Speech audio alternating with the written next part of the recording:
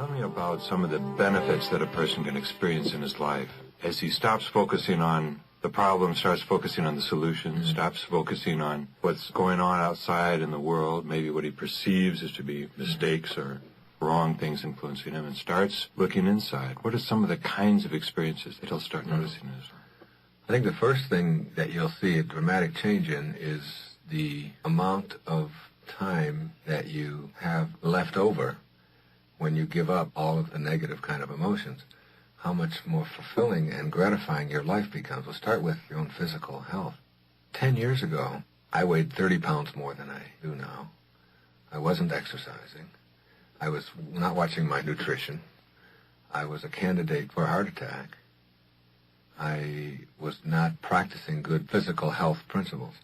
Now, I never really made a conscious decision to say, all right, I'm going on a diet. All right, I'm going to start exercising. I'm going to watch the sugar, and I'm going to get the salt out of my diet. And I'm not going to have caffeine in my diet, and I'm not going to have poisons in my system. I never did that.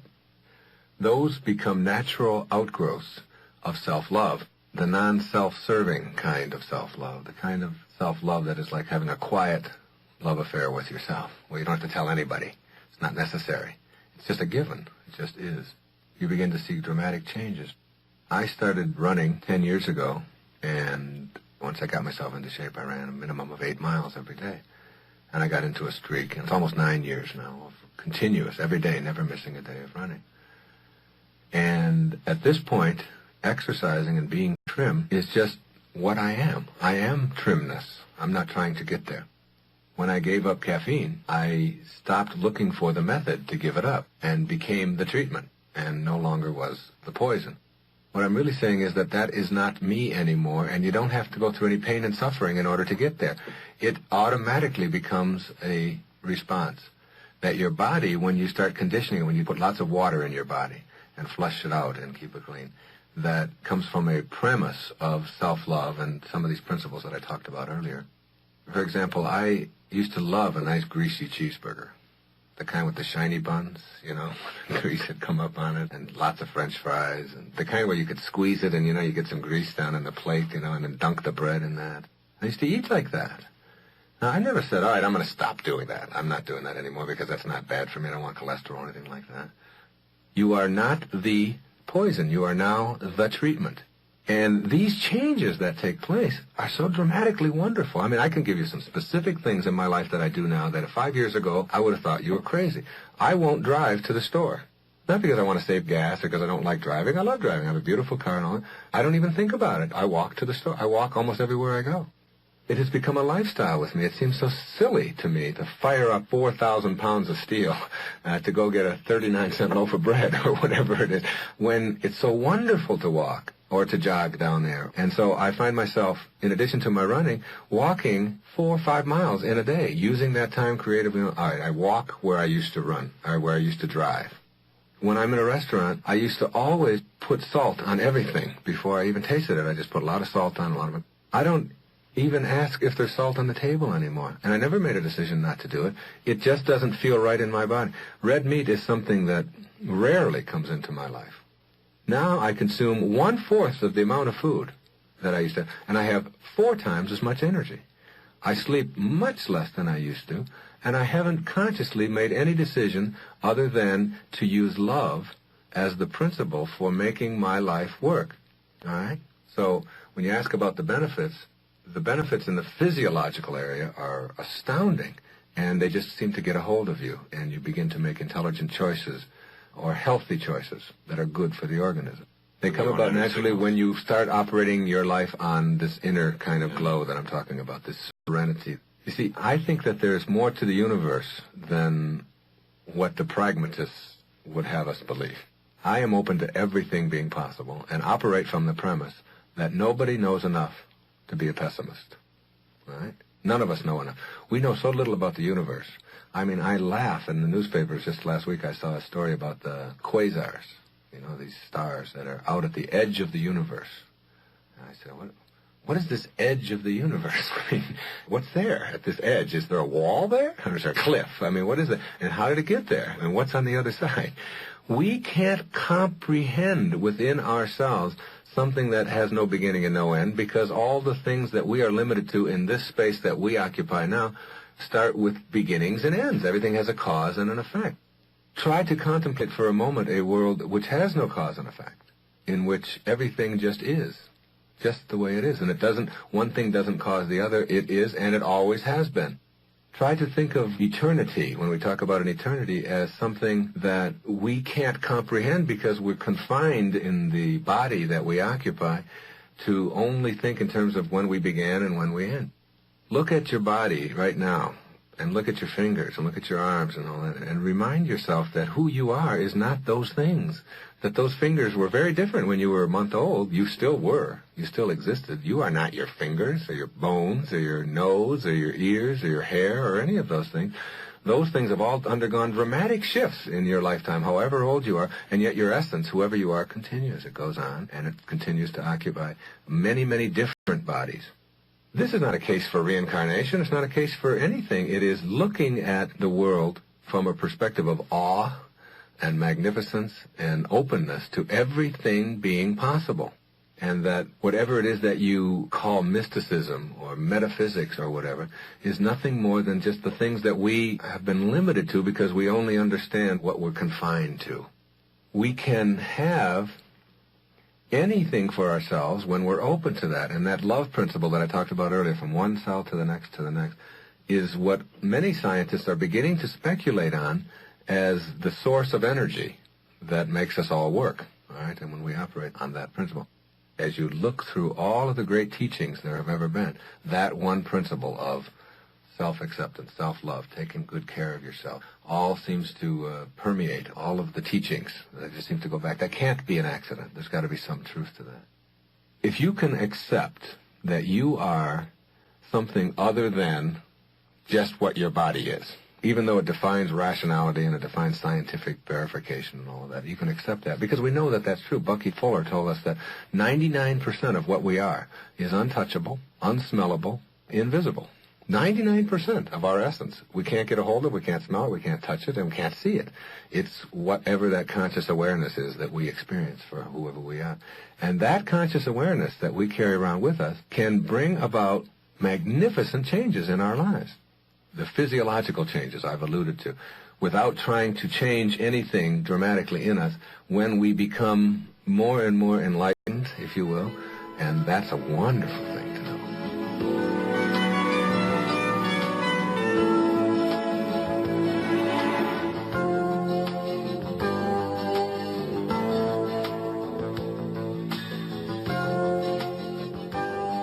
I want to close with this letter. From a lady who has become a friend. Her name is Chloe Robinson. And she wrote me this letter after I spoke at the Seattle Center 6 months ago. Dear Wayne, I have just returned from hearing you speak at the Seattle Center, and no, I will not sleep a wink until I have written you a note to say thank you. I have anticipated hearing you ever since I purchased my ticket several weeks ago. I knew it would be wonderful, but it was even better than that. It was absolutely marvelous. In 1980, I left a marriage of 24 years. With hardly anything more than my books and clothes. I had been taken care of and had no financial worries, and my husband and I were beginning to get into the mode where another few years and we would have been able to do just about anything our hearts desired, as we had just married off 2 daughters and our other 2 children were nearly grown. My leaving and the manner in which I did it, I moved to Hawaii, left everyone speechless, as I had always been such a devoted and unselfish person. Also the fact that I left with virtually nothing and asked for nothing in the divorce, plus had never worked, reaffirmed the feelings of everyone that I had indeed lost my mind. I had turned 40 that year, and it was also speculated that this was probably partly to blame. In actuality, my soul just finally cried, "Uncle." This lady's a writer. These last 4 years have been absolutely wonderful. Sure, I've had pain and I've had to learn many things about life and people the hard way, but I wouldn't trade them. I have grown and learned and finally become the kind of person I want to be. My own. At times, the future has seemed scary, especially financially, but I know beyond a doubt that I'm on the right path. After a 2-year relationship with another wonderful person, I now believe that I am meant to go my path more or less by myself and not be tied to another person through a serious relationship. This does not make me unhappy or lonely. I now live each day almost hour by hour, live my life like the page of a book that is waiting for that day to write the story, and know that I'm on the right track regardless of what the rest of the world thinks. I am an artist and a writer, and I know that the time is not too far away when I will be able to share some of my feelings and thoughts with others and perhaps bring some hope and encouragement into their lives. I want to say to other people, dare to risk. Dare to face the unknown. Because if you don't, you aren't really alive. I have read each of your books many times, and when I was given gifts from ICUS for my birthday, I was thrilled. Little did I know what a truly beautiful gift it was for me. When I began reading it, I was puzzled, since this was so totally different from anything you had ever written before. I began the book about 10 o'clock one night, and I didn't stop reading it until I'd finished it. I cried through a great deal of it because it seemed to strike some chord in my soul that knew of the things which ICUS spoke, but which I had never been able to express, mainly because most people wouldn't have understood it. I was so excited and felt so emotional when I finished it that even though it was nearly 3 in the morning and I had to work the next day, I reread it again. I never did sleep that night, and yet felt more alive and awake at work than times when I had slept the prescribed 8 hours. I have just finished ICUS for the 7th time, and still get just as excited and emotional each time I read it. I've always been an avid reader. In the past 6 years, I've read tomes on Eastern religion and philosophy. But I can say without reservation, and I still don't know why this is, but ICUS has had the most profound effect on me of any book I've ever read. It is more than the words or the story. It is as if it has awakened in my soul that which is true and has been from the beginning of time. I can't even explain how I feel. I've given countless copies of the books for gifts, and when it wasn't received from some with the same passionate emotion I felt when I read it, I was incensed. I felt as if I was casting pearls before swine. Don't ask me why this particular book evokes such feelings for me. I don't know. Now listen, this is the paragraph. I was amazed even talking to many people at the center tonight how few of them had read it, even though they were great fans of yours. I've come to believe, particularly this past year, that we are each on a path, and when we commit our lives to growth and becoming our own person, we get on such a fast track that it is almost frightening. I believe that a book like Gifts from ICUS is one that until your consciousness is ready for it, it will not have an impact and just be passed off lightly or ignored. However, when a person is ready, look out. It is very powerful stuff. I know there will come a day when this book will be on the lips of everyone and will change the lives of many. It is more than a book. It is ancient truths that were finally given to someone to bring forth. You and ICUS now have a great responsibility to the world because these truths are now for the world. I am cultivating a beautiful garden of my own, and even though it doesn't have orderly flower beds, and it is made up of a potpourri of a little bit of everything, it is mine, and it is wonderful. Thank you. Chloe Robinson. And I think there's something in that for each one of you. If you get on that track where you advance confidently in the direction of your own dreams, and you're willing to take the risks, and you're unconcerned about the past, and the future is just something that maybe you'll get and maybe you won't, and you visualize and image yourself being the kind of person you are, and above all else, you understand that your opinions are trivial. It's only your commitments that make a difference in the world. It's only your commitments. It's not what you think. It's what you do with what you think that makes a difference. I'm standing up here before you today when I could easily be someplace else because I remember the words of Gandhi when he was pulling out of his train station in India. And someone passed him a little note. They were crowded around everywhere, and they said, please just write something down for us as you leave, as he was pulling out of Calcutta. And he wrote down on a little piece of paper, when they asked him to write a message, he said, I am my message.